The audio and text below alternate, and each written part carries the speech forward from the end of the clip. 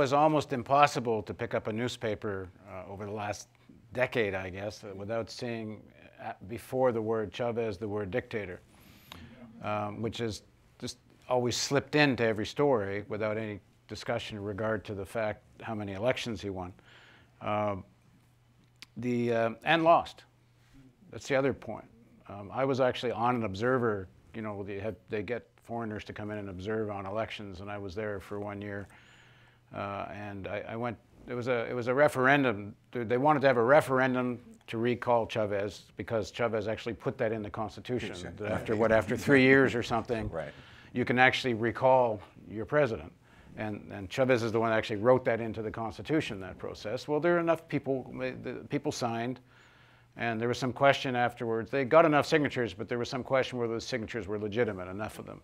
So they had something called a reparo, where they had to come in a formal election setting and actually kind of vote for having the referendum. So I was on an observer mission, and I went to 40 polling stations in Caracas, and I interviewed the opposition person in each polling station, and I took a photograph and I tape recorded and asked every single one if they'd had any problem, and all of them said the voting had gone fine. If there'd been a problem, the Electoral Commission had intervened properly and so on.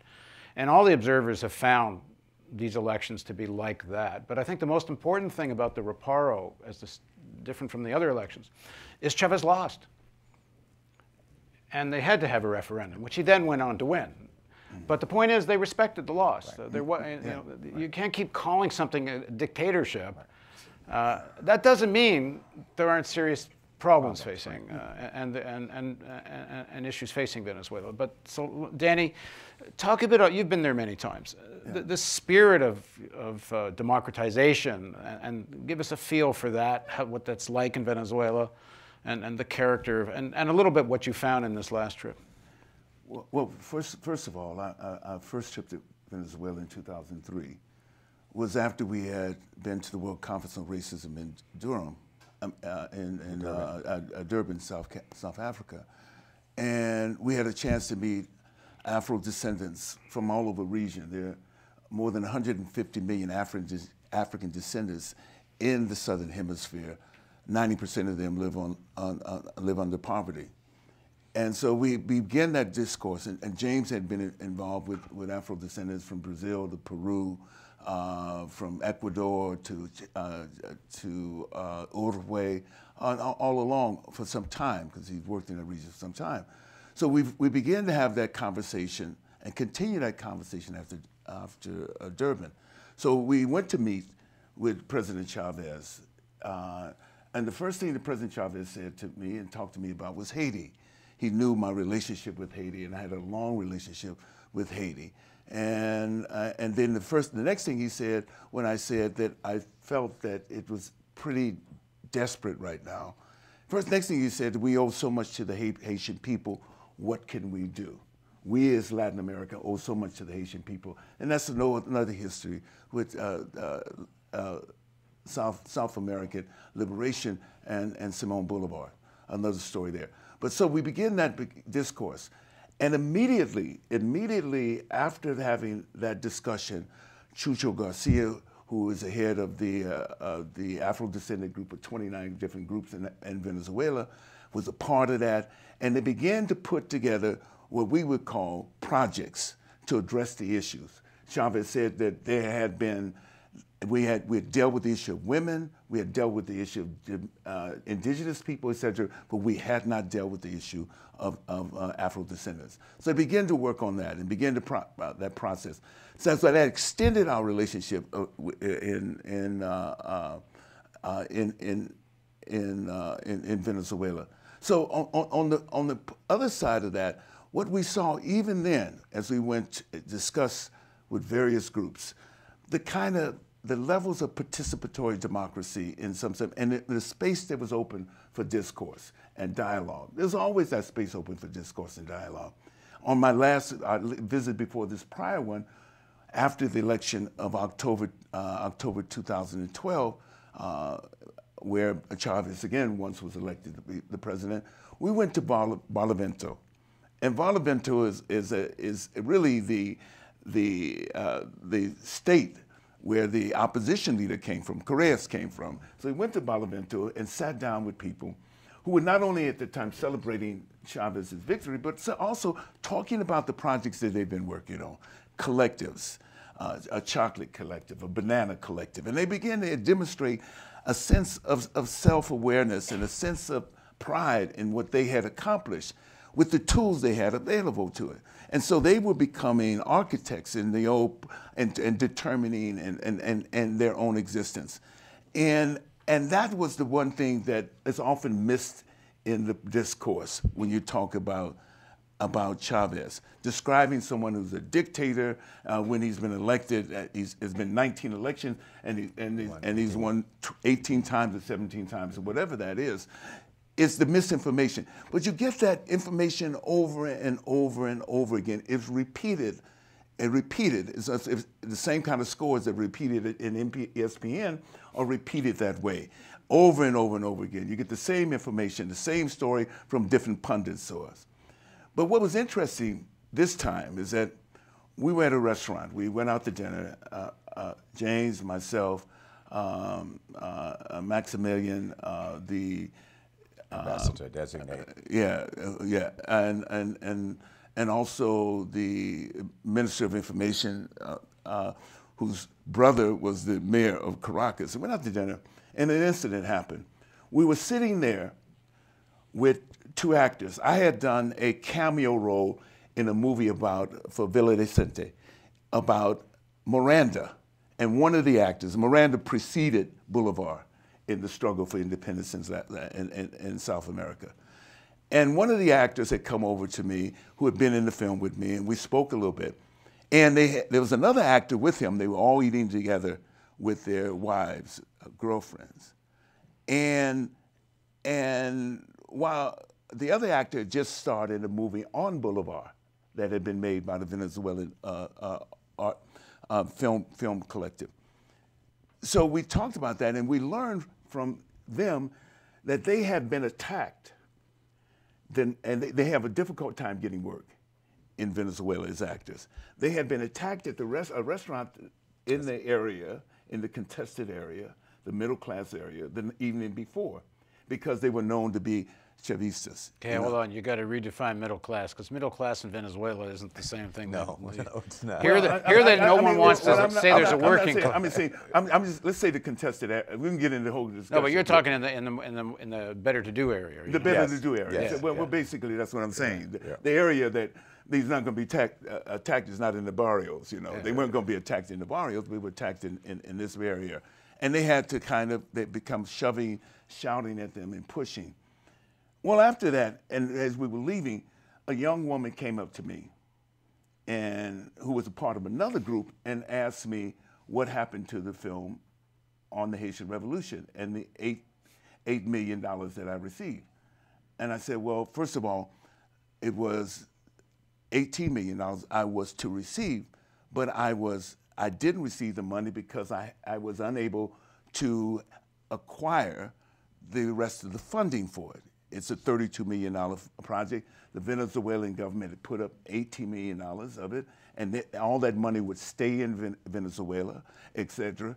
But I wasn't able to come up with the rest of it. The first thing she said, then the government lied. I said, lied about what?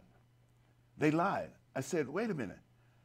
The money was actually in the public record, allocated for the project. We did not come up with our part of the bargain. So the money went where? Back to the public process, and it was unspent. But they lied. And it became this very argument where she had said either Danny Glover received the money and stole the money, or that the government did something else with the money. So it was symbolic of the whole discussion, the whole problem with that their space is open.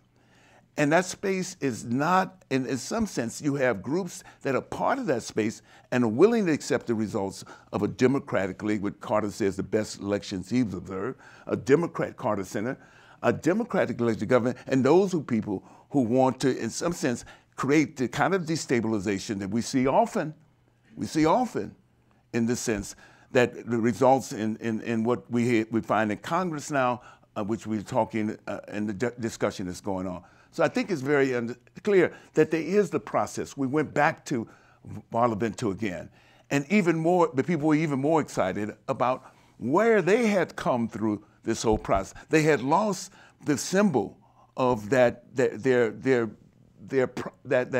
extraordinary moment, but they continue to begin to develop and grow and to find faith in themselves, find faith in themselves as citizens, and that's what basically we witness in our existence. And of course, the U.S. news. And I want you to think about this not only in relationship to Venezuela. I want you to think about it in regards to what is going on in the Ukraine, what has been going on in Syria or Libya or Afghanistan. And when I say the U.S. news, I want to talk about the so-called liberal mainstream news, which most of us have great hope for, that they would be, not because they would be necessarily partisan to our viewpoint, but because they would be more honest about the issue. So what the U.S. mainstream liberal news now does is it conflates, it makes synonymous the principle of freedom of expression, which we all believe in, even people who don't agree with us. We believe they have a right to express that in very civil ways in the context of the things that our parents have taught us. Speak clear, strongly, and direct. Don't demonize people. Do it within the protocols of acceptable behavior. You don't spit on somebody, you don't push them, but you can argue with them. That is the freedom of expression. What is the U.S. mainstream media, liberal media now doing? Saying that you can provoke someone, you can throw bricks at them, and if the police stop you, then that's a dictatorship, that's a violation of freedom of expression. What have all of these scenarios in common? Libya, Syria, Afghanistan, so they have now turned into anarchistic situations where there is no rule of law that's very clear. There are no acceptable protocols. There is no governance. People are running amok with weapons everywhere. And what is MSNBC or NPR, any of these? They're all saying, but these people are not being given the right of freedom of expression. So that in Venezuela, and I've been going to Venezuela since about 1973. Danny and I went together for the first time with the Trans-Africa Board in 2003. Where is all of the contestation going on? In the upper class neighborhoods. I read an article in the day's Washington Post about someone being killed. It doesn't say who. Why are citizens in those areas, when they try to leave and they remove the barriers, who is shooting them? It's not the police. It's these anarchistic, violent people who are now being called people who should have the right of freedom of expression. We need to demand honesty on that. We've got a case now with the U.S. Congress, including the Black Caucus, the liberals in the Progressive Caucus, who have signed up behind these right-wingers, these Cuban-American right-wing congressional people, senatorial people, who called Mandela a terrorist because he went to Cuba to say, yes, we want to thank the Cubans for having defeated the South African military. They didn't say we're going to Cuba to embrace Cuban socialism or anything. They said we are going to thank the people who helped us. It was not you here in Washington, D.C. It was those people who sent their army and who died here. Yeah. So I think we have to demand those answers. Just on the story of Chavez, when Danny first met Chavez, how many of you know that Chavez was characteristically called in the Venezuelan press a monkey? You know why he was called a monkey? Because of the curl in his hair, the size of his lips, and the tone of his skin. And he said to Danny, he says, I'm a mestizo, mostly Spanish and Indian, but my great-grandmother was black.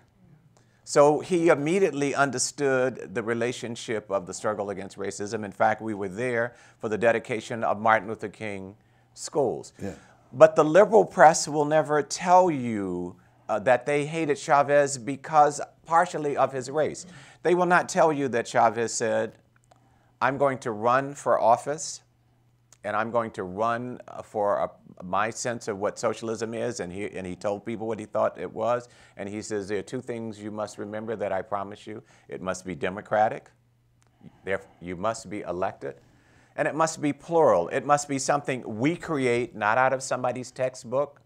And it's not out of the Cuban experience or somebody. We must create it out of these principles that we believe in. But of course, the liberal press will not say that. They will say, oh, this is being run by the Cubans. Well, the Cubans have their own internal democratic struggle going on now about their own revolution. So I think we have to demand of the press to be honest. We have to demand of the press to look at the U.S. Congress and say, why are all you so-called democratically minded people following these right-wing people? What is your view of actually what is going on? And we have to demand that because they are the stewards. They are the public servants. We call them politicians. But they are there because our votes put them there, and we must remind them of that. First of all, we must remind ourselves of that. That would be news if we reminded ourselves that we are the demos. We are the people, the ordinary people who made clear decisions of who we wanted to be stewards and mediating the various interests that we have. We don't all share the same interest in this room, but if we elected someone, that person's responsibility is to put a mirror before us and to say, okay, here are the 1,000 things that we have all asked for. What do we think is the common good? Do we need to put another bar on this corner, or do we need to put a better road that everybody can work on? And most of us would say, well, I would love to have that bar, but I think we need to have a better road that we all can use. That would be the common good. When we start to do more of that, we will force the media to be more reflective rather than just what their scheme of things are. And there is something extraordinary is happening in Latin America. Whether the news media wants to recognize it in its true form, which they do recognize something is happening, and whether it be Brazil or whether it be Venezuela, whether it be Peru, wherever it is, there's something that's happening here with the process of reimagining and recalculating of democracy here. And it is for us to be able to watch that in this process. And then, as I said before, initially our relationship with that process was what role or what place did Afro-descendants play in that. But we knew that the Afro-descendant situation had to take place in a much larger context. And the question becomes really, in this sense, here you have these people-generated systems where people are elected in progressive sense and move whatever levels of progressiveness you want to say. And at the same time, you have power still constituted, certainly in those who control money and certainly who control the news at the same time. And those two, in a sense, conflict almost automatically. And where do these governments go from there? They're an assault on them, whether it be in Brazil, with Lula, whether it be in Uruguay, whether it be in Venezuela, or Argentina now. Where do these governments go, given the same contradictions that exist with power and money that they have to contend with? And these movements are talking about the real movements. How do we raise people's level of standard of living? How do we now, in some sense, reinterpret not only their voice in it, but also have tangible programs to change their lives? That's the reality that's happening right there. Yet we're seduced often by the commodification of that happens within our own country here. That we don't realize some of the issues and some of the real issues that affect us. But those issues have to be, as James has said repeatedly, those issues have to be announced and expressed through our participation as full citizens. Okay, some questions.